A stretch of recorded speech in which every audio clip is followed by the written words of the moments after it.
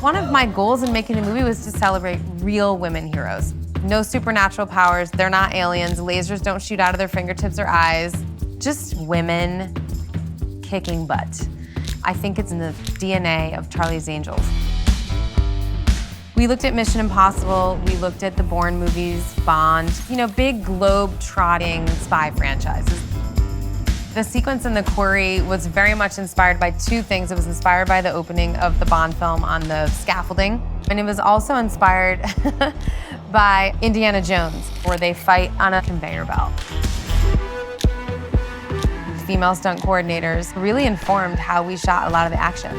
One of the strategies would be that you would want to bring a guy into as small of a space as possible so that they don't get the full reach, right, of their power. I had a mantra when I was writing, which was, I want the women to fight smarter, not harder. The film takes place around the world because we wanted to bring the Angels outside of America and make it a global agency. For instance, the Symphony Hall in Hamburg, Germany.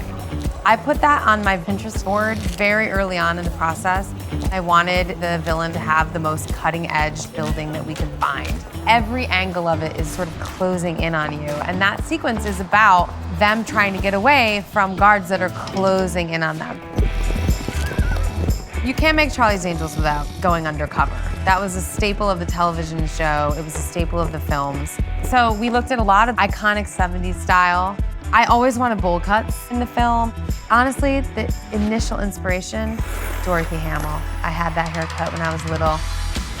I wanted to make a really fun action film, but I also wanted it to feel important to women and girls and for them to be inspired. I wanted to celebrate women working together, supporting each other, believing in each other.